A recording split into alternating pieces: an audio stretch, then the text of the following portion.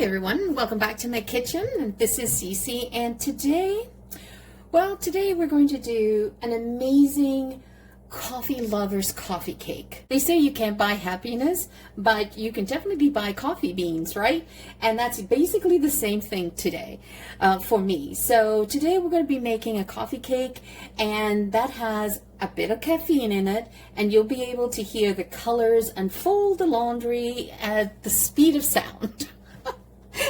Oh, I crack myself up sometimes. If you like me and you love your coffee and you like a coffee a dark roast, then definitely you're in the right place.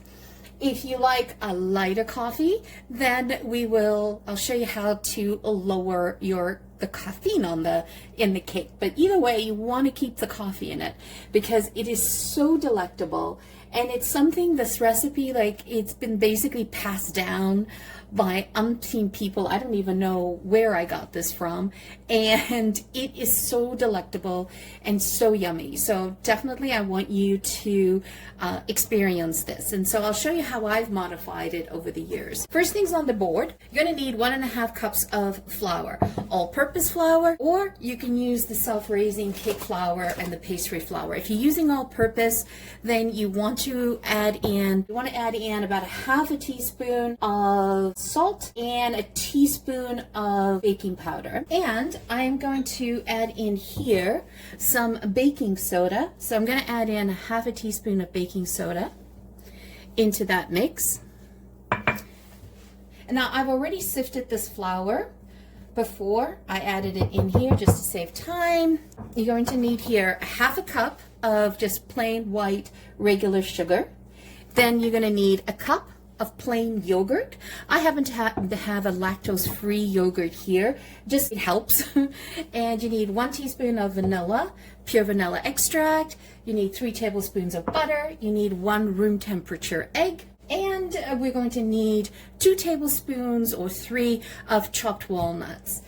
And for the pièce de résistance, which is the coffee, we're going to make this mixture. So what we're going to do is we're going to take, and here you're going to take 1/3 cup of sugar. You're going to take 1.5 teaspoons of cinnamon. Mix that all in together. And we're going to need, now what I have here, let me take this out. Let me show you.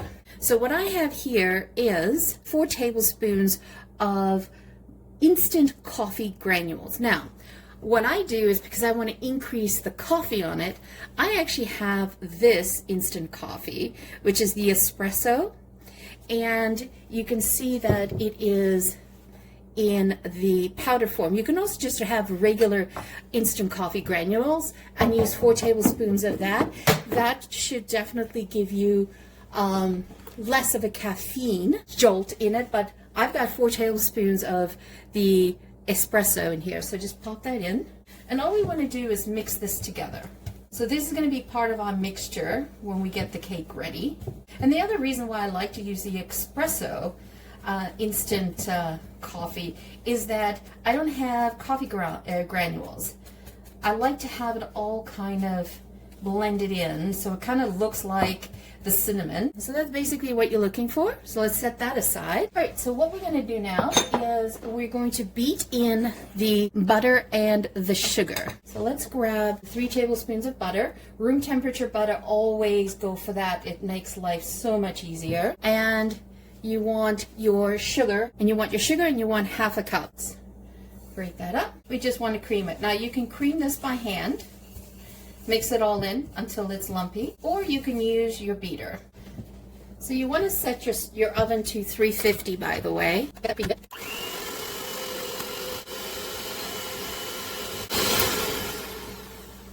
So basically you want to beat that about 1 minute, 2 minutes, depending on how fast you had your beaters on, and you want to look at something crumbly like that, where the butter and the sugar are just crumbled together. So now what we're going to do is we're going to add in the room temperature egg. I'm having a challenge today, so let me do that in a separate bowl. So you want to add in an egg.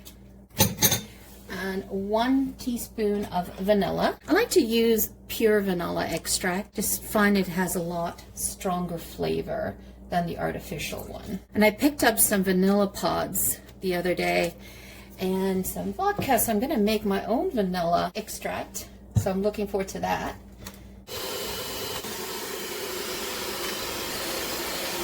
All right, this is such an easy cake to make, and it comes together so quickly. So what we're going to do is, I already told you I had sifted my flour in here. And you're going to put in half of your flour and half of your yogurt. So this is 1 cup of yogurt, just plain yogurt.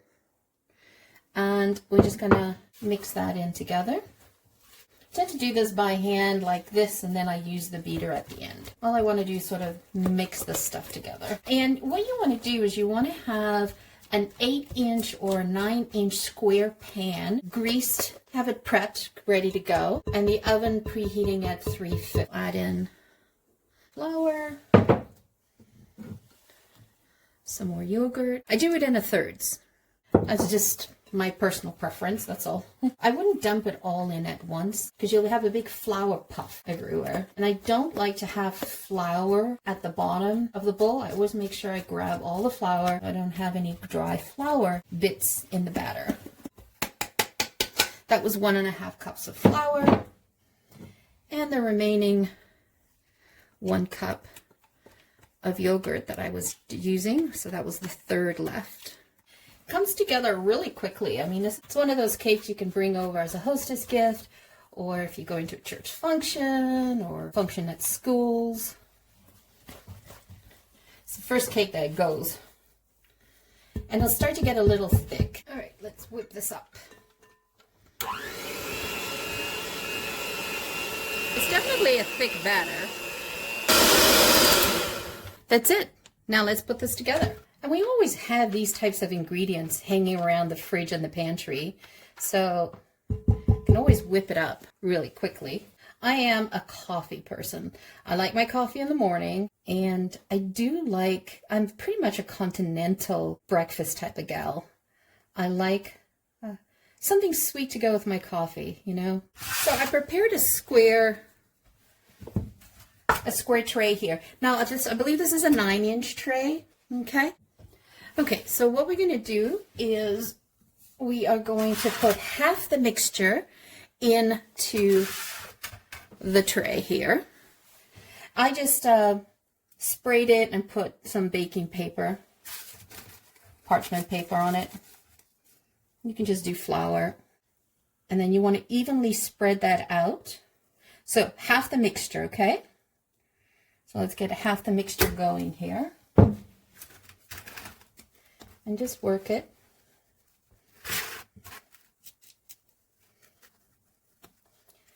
Work it to the corners. It's pretty thick. Try to even up the layers as much as you can. Okay. So now we're going to take our coffee cinnamon mixture and we're going to sprinkle half of it on this layer.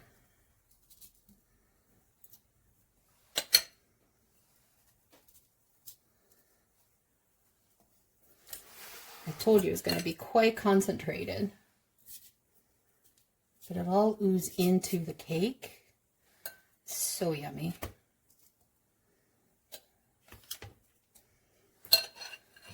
And then, oops, I do a bit of a shake. Try to get into the corners wherever I can. Perfect. Now we fill it up with the rest.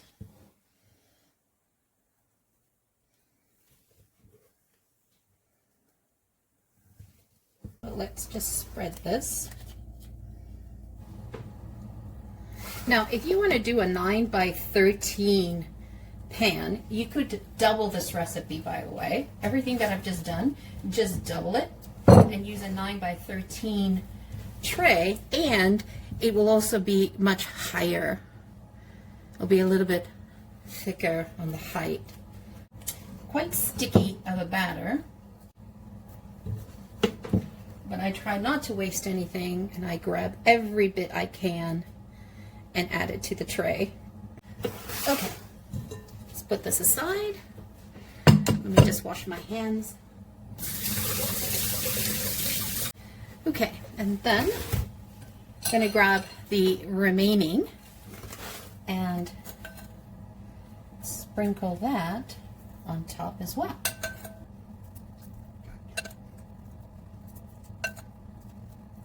And don't worry about, thinking, oh, this is a lot. It's exactly the right ratio that you need. Because I told you, this is a coffee lover's coffee cake. All right, okay, so the next thing is we're going to take a knife and we're going to swirl through the cake. I like to prep my my knife so that it doesn't get sticky. So I just spray a little bit of cooking spray. This happens to be olive oil, but anything just makes my life easier. Now, what you can do is you can just cut through like this. See how easy it is when I've got it greased, right? And then we're just going to do a random swirls.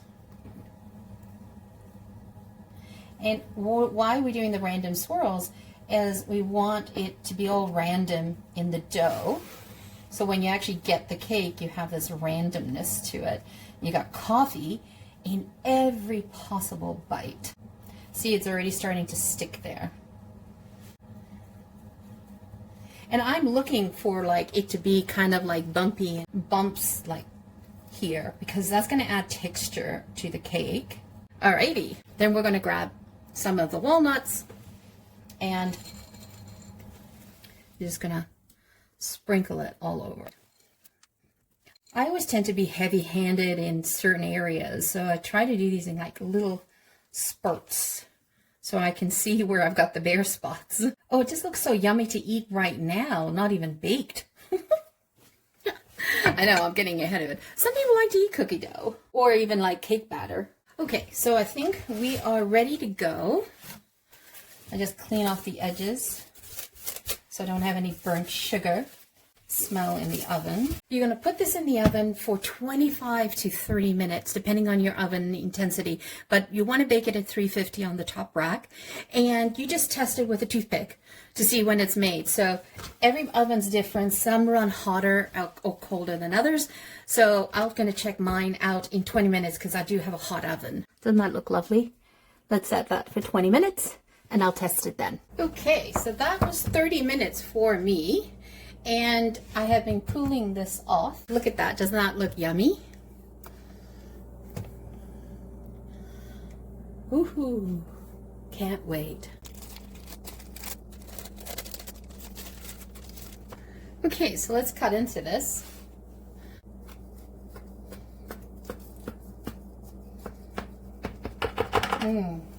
Pillowy soft.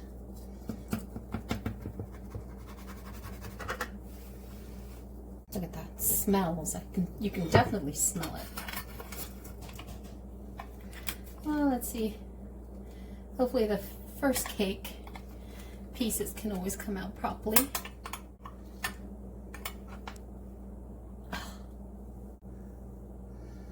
See, it's all interwoven there. Take a look in there, just right. And if we look at here, the crumb, it's fluffy and let's take the bite.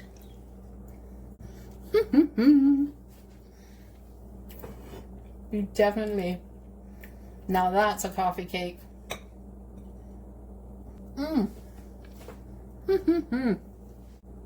Wow. That is so moist, fluffy. Just the right amount of coffee to it. And the walnuts are nice and toasted on top. Can't stop eating. That is really good. Wow. I devoured that particular one.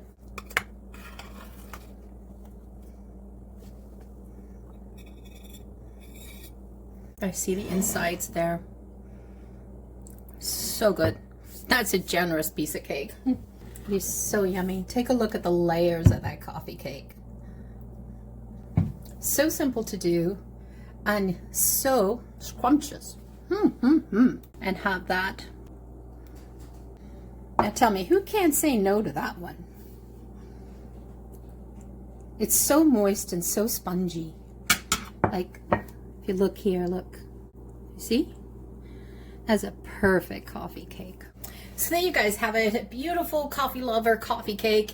It is to die for. It is so yummy, so easy to make, and it's going to become one of those staples that you'll do on rotation. So once again, thank you so much for joining me. Always greatly appreciated. If you're new to the channel, welcome. And if you have not yet subscribed or hit that like button, do that now.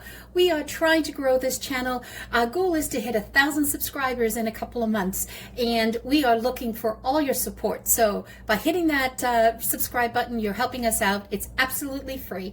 Once again, thank you so much for joining me. Always greatly appreciated. Have a fabulous day. Ciao for now. Don't forget to hit subscribe.